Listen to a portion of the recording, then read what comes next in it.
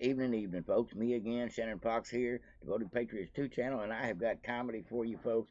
I have got a little bit of profanity from Mr. Dan Bongino, and I have got a definition for you right off the bat, just to start with.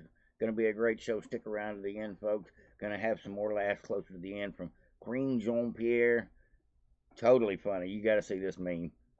But at any rate, let's go ahead and get into it. First thing I want to talk about is Trump's Instagram tweet he put out today. He's got a new definition. You know how Trump tends to coin people with names and monikers, and he likes to coin phrases like fake news. And now everybody says it, fake news. Well, Trump's got a new definition out today. It's called cheap fake, and the definition of a cheap fake, as far as Trump's meme went today, and truth be known, it's pretty accurate. Any unedited video of Joe Biden's cognitive decline that the Biden administration does not want the public to see. Cheap fake, folks. I love it. I love it. Trump's got jokes. And, I bet he'll be using that term more and more in the future. So get ready for it. Now, we got a win today, a little bit complicated. I'll explain a little bit about it today. About 3 days ago, the Biden administration decided they were going to just surprisingly throw this executive order into place in order to allow people that are married to illegals to give citizenship to the illegals, people that are already in this country, been in this country for a specific amount of time. And there was some criteria to it about not being a criminal and things, which are good things. But truth be known, this was just another way to try to get amnesty for at least 500,000 more people right before the election. Go figure. Now, the funniest part of this whole story for me is the fact that 3 days before the Supreme Court was to rule on a particular case that involved this exact same scenario, citizenship for the undocumented illegal trying to marry a citizen, and then they both become citizens. That is actually part of the process they do here in Texas, but it is a long, drawn-out process. That way they prevent people from defrauding the system the way it used to be. But Biden's executive order was going to basically blanket immunity to at least 500,000, and that's the lowball number, I'm sure. But they tried to put this executive order in 3 days ago. Well, the Supreme Court shot it down this week. Matter of fact, they shot it down today, and as something that come to mind after that, how did the Biden administration know to put out an executive order in an attempt to shove something through to give more illegals basically the right to vote? Is what I'm seeing here. Now, that's what it's all about. It's about getting those people encouraged to vote and having the right to vote. You tell 500,000 or a million or 5 million, whatever the real number is, people in this country, you can now be citizens, but you got to vote. Doesn't sound like a bad trade-off for them, but for us, it's a nightmare for our country. But that is exactly what's going on. But the Supreme Court has shot it down. Biden tried to shove this executive order in. 3 days go by. Supreme Court shoots it down. That tells me that there was a mole in the Biden administration that is working for the Supreme Court. Probably one of them Sotomayor staffers or someone of that nature, somebody that works for the left, leaking information, no doubt about it. Says President Joe Biden offered the undocumented spouse of American citizens a lifeline to legally live and work here, included extending their visas as well. The Biden program is known as Parole in Place. It allows unauthorized immigrants to get work permits and apply to become legal citizens without having to leave the country. It's expected to affect 500,000 people. Now, the way it used to be is you would have to go to your home country and get documentation and permission and several forms of proof from your home country before you were allowed to apply it this way. Biden was just trying to say, we're just going to we're going to do it with a pen. And Supreme Court just shot it down. Good for us, great for the country, but Biden and them obviously knew it was coming down the pike. No one else seemed to know. Kind of strange that way, folks. It tells me there was a mole. I believe that's the way it worked out. But at any rate, what it does mean the U.S. Supreme Court that just ruled on this that U.S. citizens do not have a constitutional right to guarantee their non-citizen spouses admittance into the country, thereby deeming President Biden's most recent border executive order null and void. That's a fact, folks, and unconstitutional at that. I love it, folks. That's a win for us. It'll take a few days for the news cycle actually catches up on this piece of information, I believe, but it is definitely what's really going on. I try to break it down the simplest way form I could for you. You're welcome to go to the Gateway Pundit and actually read a little bit more about the cases that the Supreme Court has decided on. Today there was 4 or 5 cases, and one involving guns and things. But more than that, they're going to decide on the January 6th case where they were all charged with all the J6 riders were charged with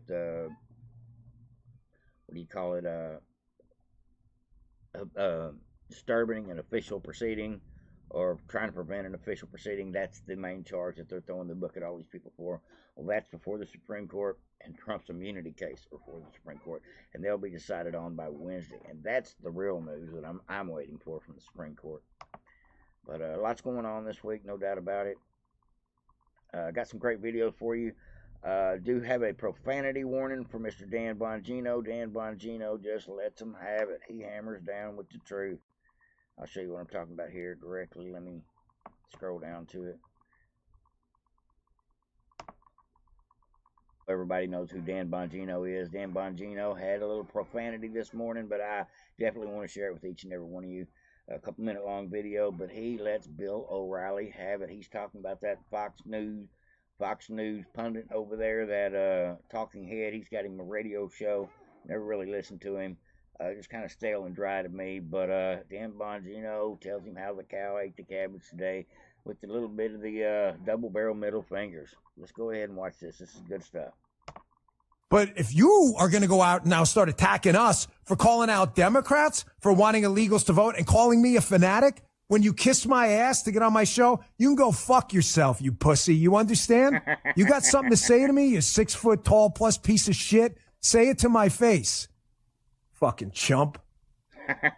Piece of shit. You're listening to this guy, you're being played. Here, put up that article about the New York Post article I had put up. Yeah, Bill, the Democrats don't want they don't want illegals to vote. You know, there's an act in Congress called the SAVE Act. Did you know this? You're so fucking stupid. You don't even know this, you dipshit. You know why? Let me tell you a little secret about this industry. There's about 10% of the hosts that actually do their own show. Producer Jim, am I right? Thank you. You know what the other 90% do? No, Dan, they're talking about what they care about. No, they're not. They're too freaking lazy to do their own show. So you know what a lot of these other bums do? Like O'Reilly? They have producers and stuff. Just throw shit in front of them and they read it. Yep. He doesn't know shit. They have this act called the SAVE Act. It's a really simple thing. It's up in the House of Representatives, or it's going to be. And the bill says something real simple. That if you're going to register to vote, you should be able to prove you're a citizen. How many Democrats, Bill? Because you said it's only the far left, right? How many Democrats support that bill? Oh, there's the answer, you dipshit. 1. You stupid fuck. You're so stupid.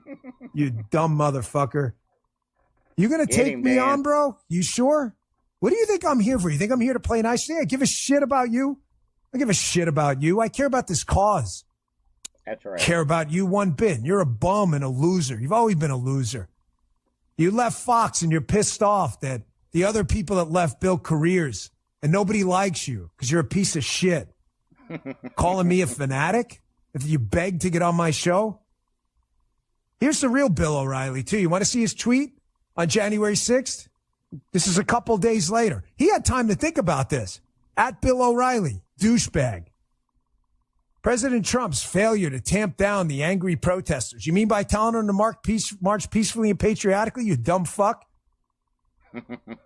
President Trump's failure to tamp down the angry protesters supporting him in Washington has destroyed his legacy. Oh, yeah, it really has. It's only up in every swing state, you moron. Now, let's listen to this next part. This is Bill O'Reilly. Our divided nation turns to you, Joe Biden. Diffuse it as best you can. Don't fuck with me, bro. You fuck around, you're going to find out. That's right. Go have a few beers with some of the makeup people and other people at Fox. Find out what a dick this guy was to people. And Bill, let me tell you something, because I know you're watching, you piece of shit. You have no idea. I'm not going to name names because I'm not a dick like you. You started something you can't tamp down, because I actually have an audience and you don't, because you're a dick. You have any idea how many people texted me this morning?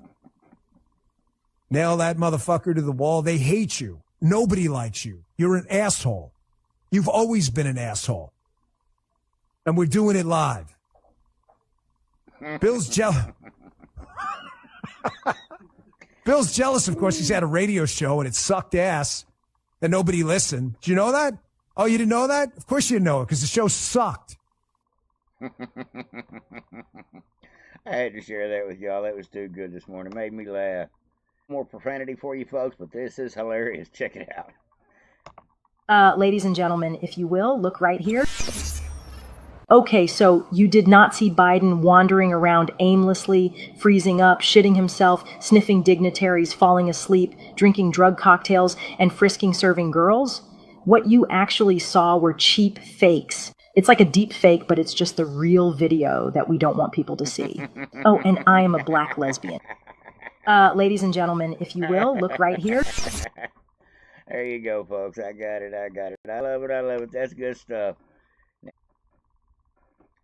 Sometimes, folks, I watch a little CNN and MSNBC just to get a little shits and giggles, a little bit of laugh, a little bit of comedy, a little bit of perspective on how panicked the left really are right now. Every time I turn on MSNBC or CNN, there's somebody on one of their channels, if not two or three of them on one of their channels, just freaking out, calling Donald Trump names, end of the world, threat to democracy, Hitler, racist, blah, blah, blah. Truth of the matter is, their policies suck, and they know it. They know they're going to lose, and they don't know what to do for damage control at this point. And that's the best part of it for me, just watching the salty tears run down their faces. They try really hard to convince their audience that somehow Donald Trump is the devil, not the lies coming out of their mouth. All right, folks, let's go ahead and get into this, and I will leave it with y'all. This is the last video of the day, but definitely let you know where the left's at right now. This is Morning Joe and Mika, and lawyers. For those who don't know, these folks are crazy. Lawyers, I'm not even a good lawyer, but you get lawyers in conversations, they remember things. They have a dictaphone going in they've got it going in their heads. And you hear something like that, you are trained for your mind to set that apart. Okay, the President of the United States just said we should execute staffers for leaking. Yeah. I mean, what Barr says is so laughable, and what Alyssa said is so chilling that we actually have Republicans, so scary, we actually have Republicans that are going to go out and endorse a guy who called for the execution of fellow staff members and then claims he doesn't remember it. Now, if Donald Trump really called for the execution of anybody on this planet, other than a couple of terrorists while he was in office, we would know about it. We would have heard about it. We would be hearing it every day for the rest of our lives from the mainstream media. This guy is talking out his ass. He's just making shit up as he goes along. He's got no proof. He's got no video. All he's got is his opinion. Yeah, I don't specifically remember that, but I won't deny it, right? I wouldn't say that I won't say that he didn't call for execution of staffers, because that's the sort of thing he did, right? That's the sort of... So the sort of thing Trump would do, hypothetically, is what he did. Is that what you're saying? These folks are nuts. Thing he said. This is insane, right? I mean, step back for a second. We're talking about the President of the United States talking about how members of his staff should be executed for leaking information that he didn't want leaked, which was not national security information or anything. It's just something that he thinks is embarrassing to him.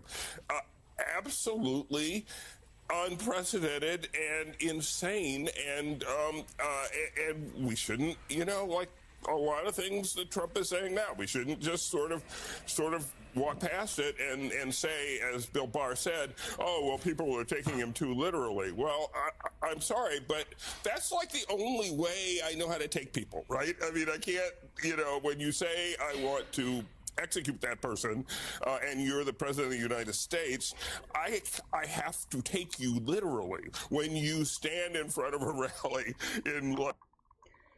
If you're going to be taken literally for your defamation and lies against Trump, you would have a lawsuit right now, because everything that has been said from the beginning of this 2.5 minute long segment, since the word go, every single drop of this has been speculation, hypothetical possibilities, and what we think we know about the way Trump would act.